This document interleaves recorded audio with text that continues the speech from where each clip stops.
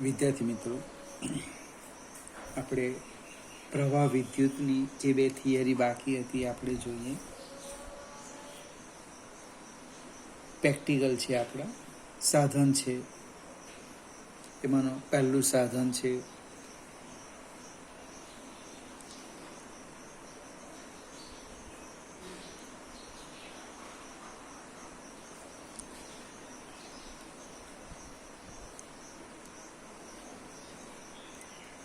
વ્હિટસ્ટન bridge.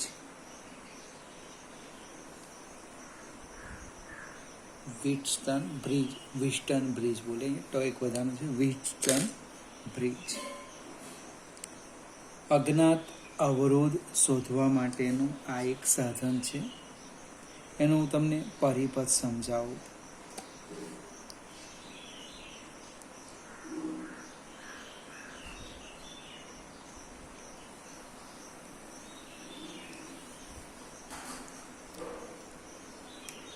એક 4 અવરોધનો ઉપયોગ કરીને એક પરિપથ તૈયાર કરવાના છે.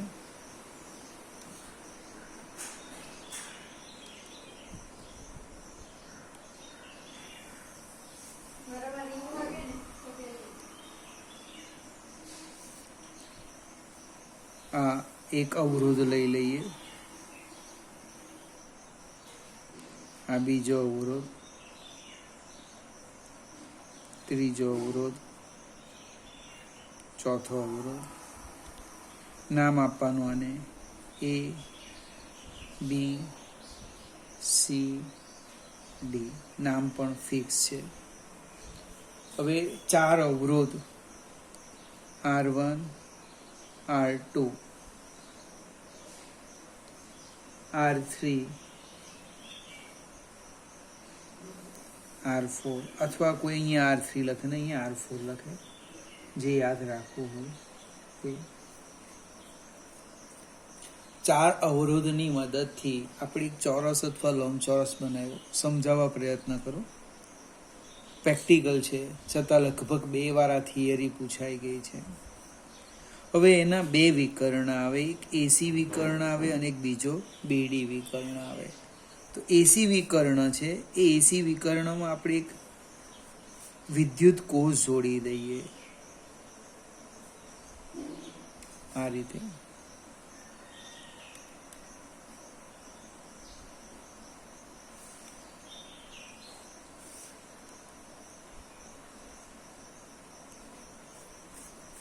એસી વિકર્ણની અંદર એક વિદ્યુત કોષ જોડી દઈએ. એને આપણે બેટરીની ભુજા કહેવાના. એસીને શું કહેવાના? બેટરીની ભુજા. બીજો વિકર્ણ કયો છે? બીડી. એની અંદર એક આપણે સંવેદનશીલ ગેલ્વેનોમીટર જોડી દઈએ. શરૂઆત કરીએ વ્હિટસ્ટન બ્રિજની. આકૃતિમાં દર્શાવેલ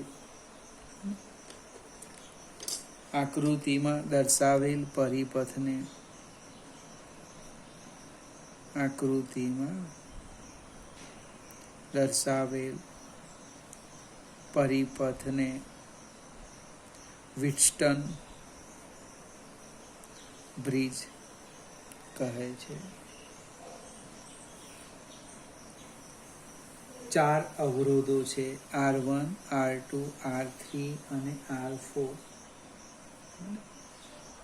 એના એક વિકર્ણમાં, એટલે ચોરસ કે લંબચોરસ જે કહેવું તે, એક વિકર્ણમાં એસીમાં વિદ્યુત કોષ અને બીજા વિકર્ણ બીડીમાં આપણે સંવેદનશીલ ગેલ્વેનોમીટર જોડવામાં આવે. અહીં એસીને વિદ્યુત કોષ એટલે કે બેટરીની ભુજા, એસીને શું કહેવાના? બેટરીની ભુજા, અને બીડીને ગેલ્વેનોમીટરની ભુજા કહે છે. હવે આ જે 4 અવરોધ છે, 4 અવરોધ R1 અલ્પવિરામ, R2 અલ્પવિરામ, R3 અને R4 ના મૂલ્ય એવા પસંદ કરવામાં આવે કે જેથી ગેલ્વેનોમીટર શૂન્ય આવર્તન દર્શાવે.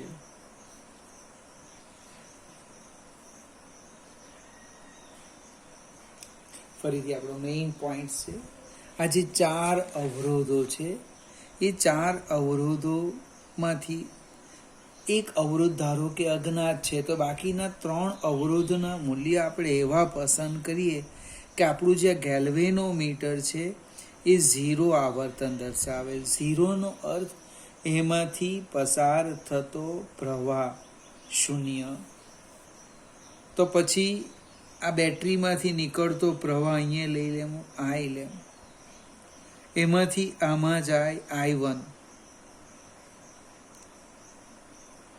આની અંદર જાય I2. હવે ગેલ્વેનોમીટરમાંથી પસાર થતો પ્રવાહ 0 છે એટલે સીધો I1 આમ જવાનો, આ I2 આમ જવાનો અને ફરીથી અહીંયા આપણને પ્રાપ્ત થવાનો I. આ 4 અવરોધમાંથી એક આપણે અજ્ઞાત છે ને 3 જ્ઞાત છે. એ 3ના મૂલ્ય આપણે એવા પસંદ કરવામાં આવે કે જેથી ગેલ્વેનોમીટર 0 આવર્તન બતાવે. એનો અર્થ એવો થાય કે આપણો જે બ્રિજ છે એ સંતુલનમાં છે. હવે સંતુલનમાં છે તો આપણે સામસામે લખીએ 2 લૂપ, અને હું લખું છું બંધ ગાળો અથવા તો લૂપ, તમે જે લખો તે.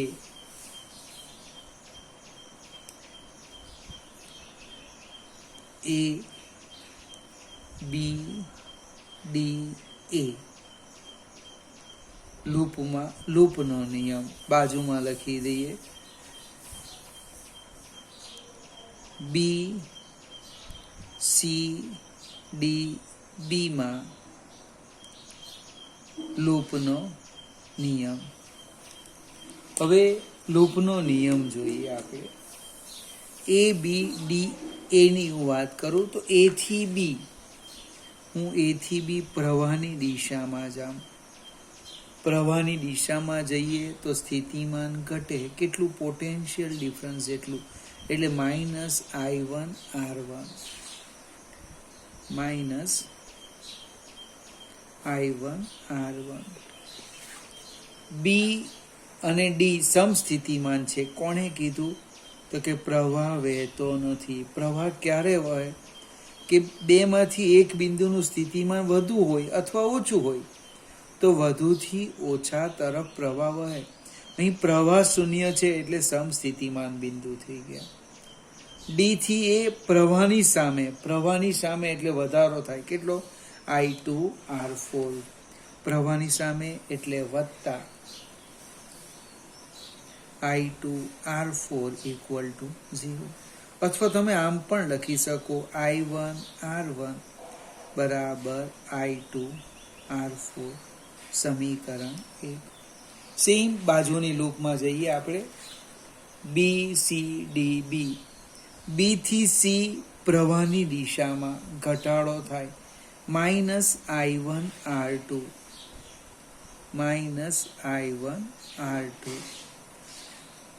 C થી D પ્રવાહની સામે વધારો થાય, I2 R3. D થી B સમસ્થિતિમાન બિંદુ, પ્રવાહ વહેતો નથી એટલે કોઈ ફેરફાર નહીં થાય, આને લખી દઉં =0. હવે આને આપણે આમ લખી દઈએ I1 R2 plus I2 R3, sorry અહીંયા માઇનસ છે, આમ નહીં. I1 R2 = I2 R3, સમીકરણ 2.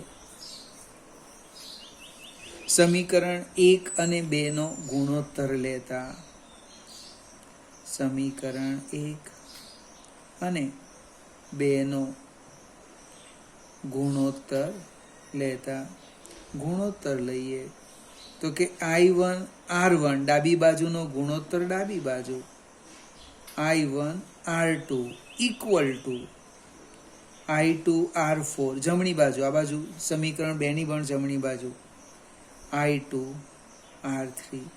અહીંથી I1 અને I2 નીકળી જાય તો કયું સમીકરણ આવ્યું જો તમે, R1/R2 equal to R4/R3. R1/R2 બરાબર R4/R3. હવે એને સમજવા પ્રયત્ન કરીએ. જો આ બાજુનો અવરોધ ભાગ્યા આ બાજુ, R1/R2 બરાબર R4/R3. આ બાજુ ભાગ્યા બરાબર આ ભાગ્યા આ. સંતુલિત અવસ્થામાં બ્રિજની શરત આવી ગઈ. આ જે 4 અવરોધ છે, 4 અવરોધ, એમાંથી 3 જ્ઞાત હોય અને 1 અજ્ઞાત હોય. એનું મૂલ્ય આપણે શોધી શકીએ. ધારો કે R1 અજ્ઞાત છે તો હું R1 ને સૂત્રના કરતા કરું છું. R1 બરાબર R2 R4/R3. ટૂંકમાં જે અવરોધ અજ્ઞાત હશે 4 માંથી એને આપણે સૂત્રના કરતા કરી દઈએ તો કે R1/R2 આપણો અવરોધ, આ અવરોધ ભાગ્યા આ અવરોધ બરાબર આ અવરોધ ભાગ્યા આ અવરોધ. આટલા લખવાના 2 માર્ક્સ મળે. આ તો થોડી ચર્ચા વધારે છે. વેસ્ટર્ન બ્રિજ ઓલરેડી આપણી પાસે 2 કે 3 પ્રેક્ટિકલ છે. પરીક્ષામાં ન પૂછવું જોઈએ છતાં અવાર સુધી લગભગ 2 વાર પૂછાઈ ગયો છે. ફરીથી સમજાવું. આકૃતિમાં દર્શાવેલ પરિપથને વ્હિટસ્ટન બ્રિજ કહે છે. અહીં 4 અવરોધો છે, R1 R2 R3 અને R4 થી બનેલા ચોરસ કે લંબચોરસના એક વિકર્ણમાં આપણે વિદ્યુત કોષ મૂકીએ, બીજા વિકર્ણમાં સંવેદનશીલ ગેલ્વેનોમીટર જોડી દઈએ. આ જે 4 અવરોધો છે એના મૂલ્ય આપણે એવા પસંદ કરવામાં આવે કે જેથી ગેલ્વેનોમીટર શૂન્ય આવર્તન દર્શાવે, એટલે કે બ્રિજ સંતુલનમાં છે. પછી આપણે 2 લૂપ લઈ લીધી, ABDA BCDB. લૂપનો નિયમ લગાવી 2 સમીકરણ મેળવ્યા, ગુણોત્તર મળતા આપણને પ્રાપ્ત થયા. હવે જે પ્રેક્ટિકલ છે એની હું વાત કરું. ચોપડીમાં એ પણ આપેલું છે, મીટર બ્રિજ. આપણે આનો જે ઉપયોગ કરવાના પ્રયોગશાળામાં એનું નામ છે મીટર બ્રિજ.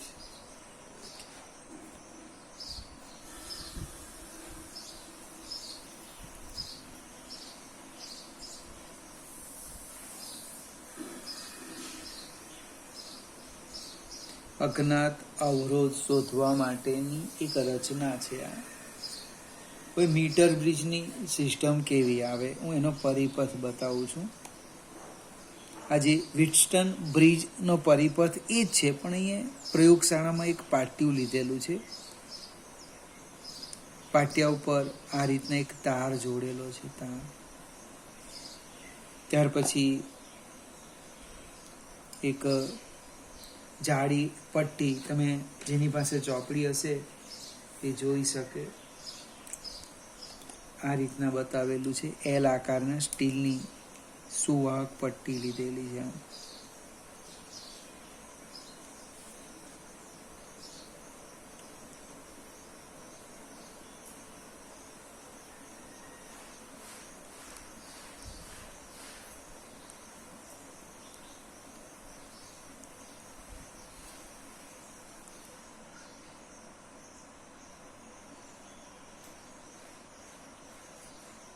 આ ફિગર હું દોરું છું, જાક જોજો. આ એક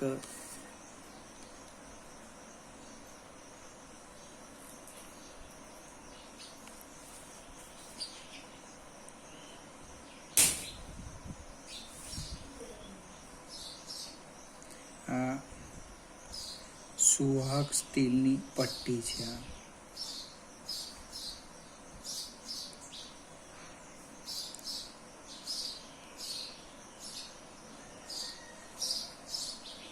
આ 100 સેન્ટીમીટર લંબાઈનો તાર છે. તાર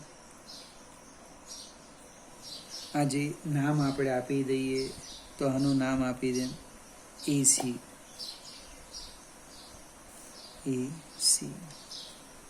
અહીં એક કનેક્શન છે. આ બધા કનેક્શન છે.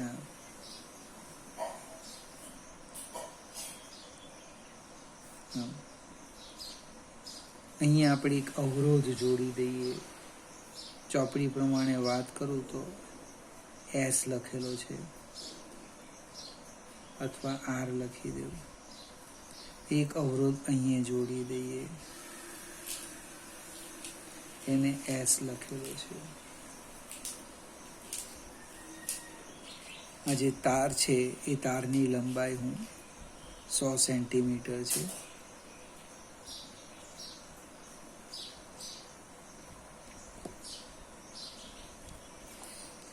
આ બિંદુ જે છે એનું નામ આપેલું છે બી.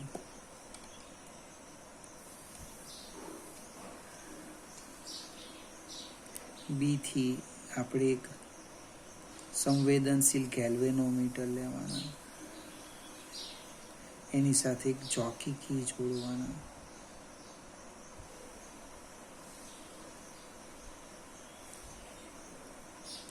આ જે અંતર છે ચોપડીમાં લખ્યું છે L1, તો આ જે અંતર થશે 100 - L1.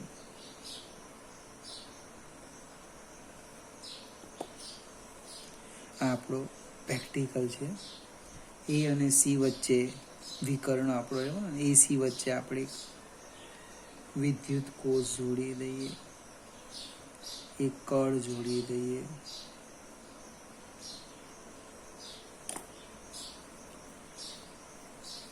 પરિપથનું વર્ણન કરતા નથી, હું ડાયરેક્ટ સમજાવું. આકૃતિમાં મીટર બ્રિજની રચના દર્શાવી છે.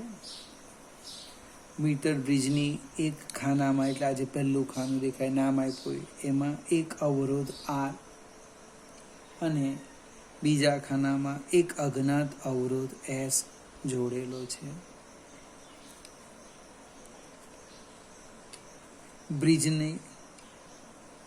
બ્રિજના તારની એકમ લંબાઈ દીઠ હું અવરોધ ધારી લેમ છું. એકમ લંબાઈ દીઠ અવરોધ ધારો કે ફાઈ છે. ઓમ પર સેન્ટીમીટર, ઓમ પર મીટર જે લખે તે. ટૂંકમાં એકમ લંબાઈ દીઠ અવરોધ મેં ધારી લીધો ફાઈ છે. હવે આ જે જોકી કી છે એ ચોકીને તાર પર સરકાવતા, અહીંયા જે છે ચોકી કી, જોકીને તાર પર સરકાવતા એથી L1 અંતરે, એથી L1 અંતરે શું મળે છે? તટસ્થ બિંદુ મળે છે. તટસ્થ બિંદુ ઇટ મીન્સ ગેલ્વેનોમીટર 0 આવર્તન બતાવે. આ જોકીને તમે તાર પર ફેરવો તો એથી L1 અંતરે એ 0 આવર્તન બતાવે, તટસ્થ બિંદુ. એનો અર્થ આ ભુજામાંથી કોઈ અવરોધ કોઈ પ્રવાહ પસાર થતો નથી. હવે અને આપણે નામ આપીએ જોઈએ તો કે L1 અંતરના તારનો અવરોધ લખવું પડશે ને આપણે.